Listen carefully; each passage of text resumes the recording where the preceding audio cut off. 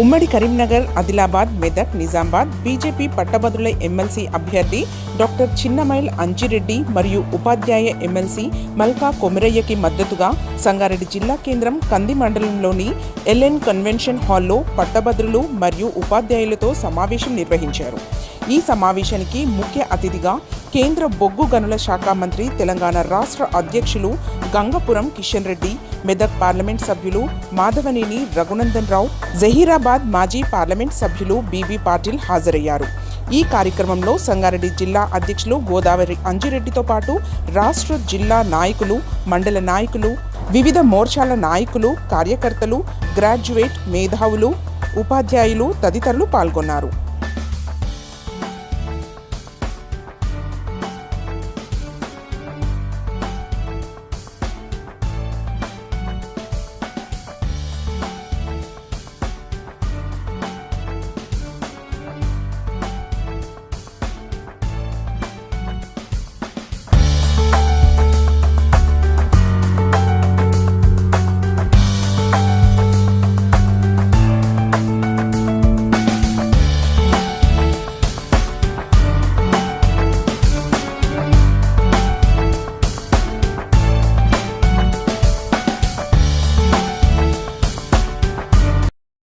గౌరవ పెద్దలు, పత్రికా విలేకరులు అందరికీ కూడా పేరు పేరున నమస్కారాలు తెలియజేస్తా ఉన్నాం.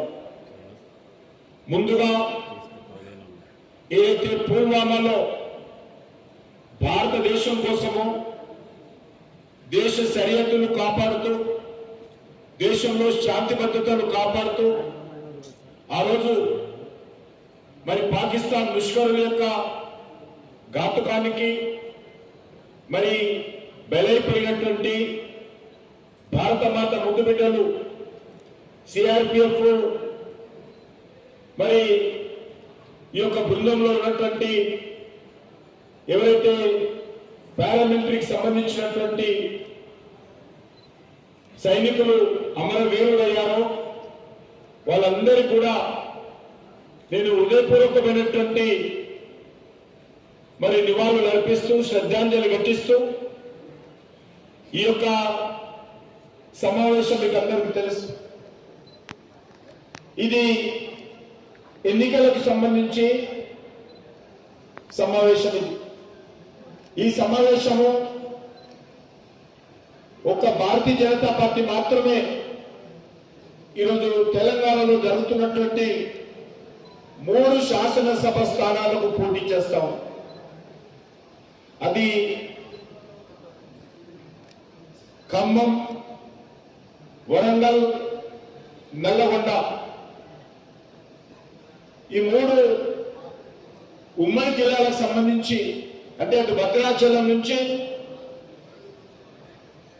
ఇటు దేవరకొండ వరకు మరి ఆ యొక్క నియోజకవర్గంలో కూడా భారతీయ జనతా పార్టీ అభ్యర్థిగా అనేక సంవత్సరాలు ఉపాధ్యాయుల సమస్యల మీద నిరంతరం పోరాటం చేసినటువంటి సర్వోత్తమ్ గారు అక్కడ పోటీ చేస్తా ఉన్నారు. అదేవిధంగా మన స్థానికంగా ఉన్నటువంటి ఈ 4 ఉమ్మడి జిల్లాలకు సంబంధించి మన ఉపాధ్యాయ నియోజకవర్గం నుంచి మల్కా కొమిరయ్య గారు బీజేపీ అభ్యర్థిగా పోటీ చేస్తా ఉన్నారు. అదేవిధంగా ఈ 4 ఉమ్మడి జిల్లాల నుంచి మన స్థానిక అభ్యర్థి అంజిరెడ్డి గారు, ఈ 3 కూడా భారతీయ జనతా పార్టీ తరఫున పోటీ చేస్తూ ఉన్నారు. మిగతా ఏ పార్టీ కూడా ఈరోజు సమర్థవంతంగా రంగంలో లేదు. ఎందుకంటే టిఆర్ఎస్ పార్టీ అధికారంలో ఉన్నటువంటి 10 సంవత్సరాలు కూడా శాసన మండలిని నిర్వీర్యం చేయడం జరిగింది. శాసన మండలి ఉందా లేదనే విధంగా మొత్తం కాంగ్రెస్ పార్టీకి సంబంధించినటువంటి వాళ్ళందరినీ కూడా ఆ రోజు టిఆర్ఎస్ లో చేర్చుకొని శాసన మండలిలో ఉపాధ్యాయుల గొంతు కానీ, శాసన మండలిలో నిరుద్యోగుల గొంతు కానీ, శాసన మండలిలో ప్రజల గొంతు కానీ మరి అక్కడ వినిపించకుండా దాన్ని నిర్వీర్యం చేయడం జరిగింది. అదేవిధంగా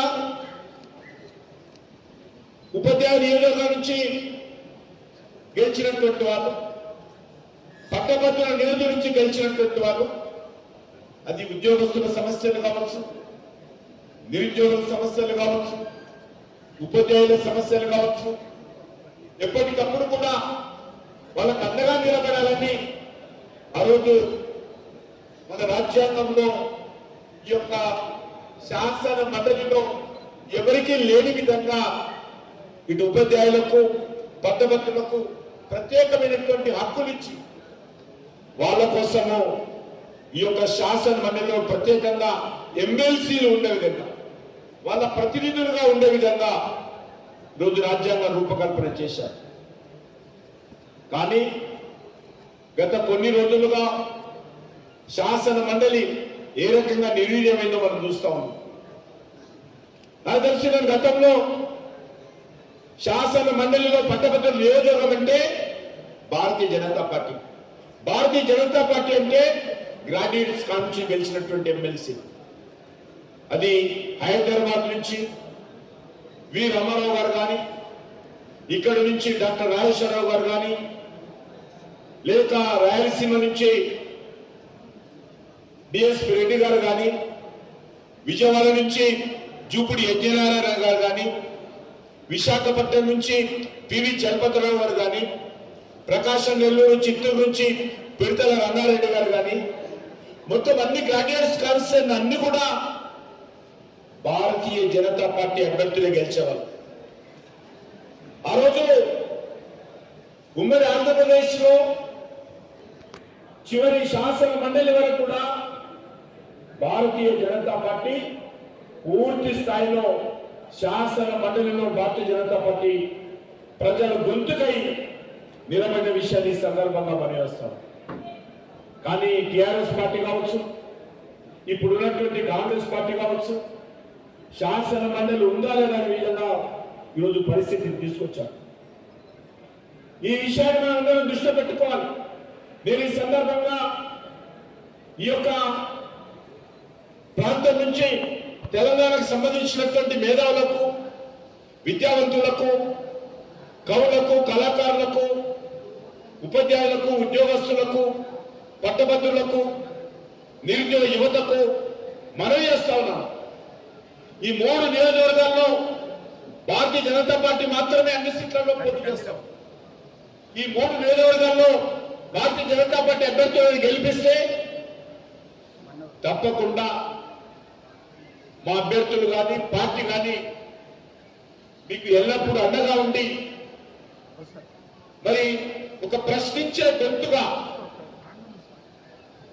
ఒక నిర్మాణాత్మకమైనటువంటి ప్రతిపక్షంగా ఈ ఎన్నికలలో మనం గెలుపొందడం ద్వారా మిగతా 2 పార్టీల కంటే భిన్నంగా భారతీయ జనతా పార్టీ నాయకులు, కార్యకర్తలు పనిచేస్తారనేటువంటి ఒక మంచి మెసేజ్ ఇవ్వడానికి ఇది ఉపయోగపడుతుందని చెప్పి నేను మీకు అందరికీ కూడా సవినయంగా అప్పీల్ చేస్తా ఉన్నాను. సమస్యల గురించి అంజిరెడ్డి గారు, కొమరయ్య గారు సుదీర్ఘంగా మాట్లాడినారు. నేను 2 విషయాలు చెప్పి ముగించదలుచుకున్నాను. ఒకటి, భారతీయ జనతా పార్టీ అధికారంలోకి వస్తే, రాష్ట్రంలో అధికారంలోకి వచ్చిన మరుక్షణం ఈ రాష్ట్రంలో 10 సంవత్సరాల టీఆర్ఎస్ పాలనలో, 14 నెలల కాంగ్రెస్ పాలనలో ఈ 2 ప్రభుత్వాలు కూడా ప్రభుత్వ ఉద్యోగులని 317 జీవో పేరిట భర్త ఒక దగ్గర, భార్య ఒక దగ్గర రకరకాలైనటువంటి అవస్థలు పడుతుంటే అటు టీఆర్ఎస్ ప్రభుత్వం కానీ, 14 నెలల కాంగ్రెస్ ప్రభుత్వం కానీ నిమ్మకు నీరెత్తినట్టు వివరించినే తప్ప ఎక్కడ కూడా ఉద్యోగుల పక్షాన ఒక్క సెకండ్ కూడా ఆలోచించినటువంటి తరుణం అటు కేసీఆర్ కానీ, ఇటు రేవంత్ రెడ్డి సర్కార్ కానీ దొరకలేదు.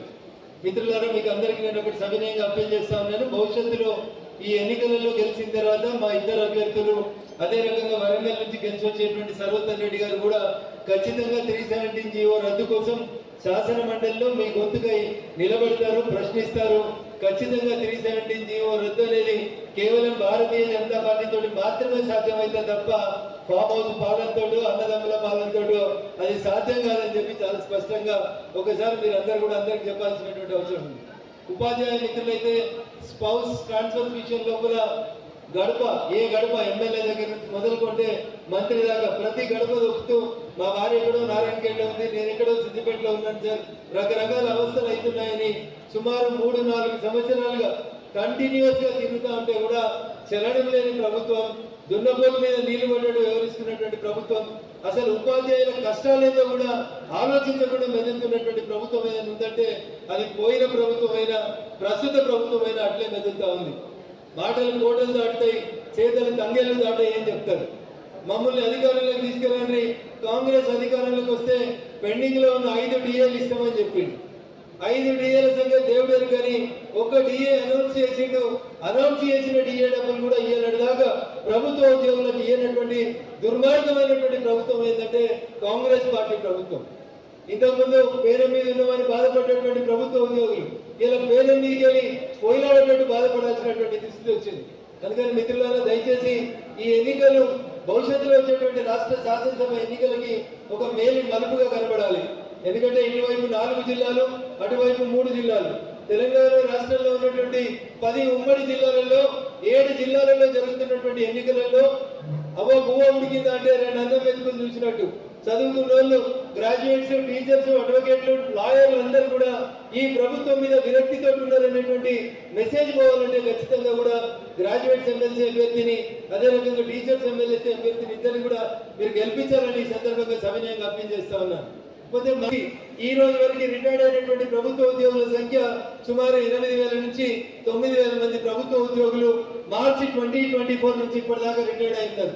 ఈ రిటైర్డ్ అయినటువంటి ప్రభుత్వ ఉద్యోగులకి ఏమీ అడుగుతున్నారు, మేము పనిచేసినప్పుడు మా జీతాలకి మేము జరంత దాచిపెట్టుకున్నటువంటి గ్రాట్యుటీ, పెన్షన్, మా రిటైర్మెంట్ బెనిఫిట్స్ ఏమన్నా ఇవ్వని అడిగితే ఆ బెనిఫిట్స్ ఇచ్చేందుకు 10,000 కోట్ల రూపాయలు ఖర్చు అవుతుంది. కాబట్టి 2027 లేదా 29లో చెల్లుబాటు అయ్యేటట్టు ఎఫ్డీలు ఇస్తుంది రేవంత్ రెడ్డి సర్కార్.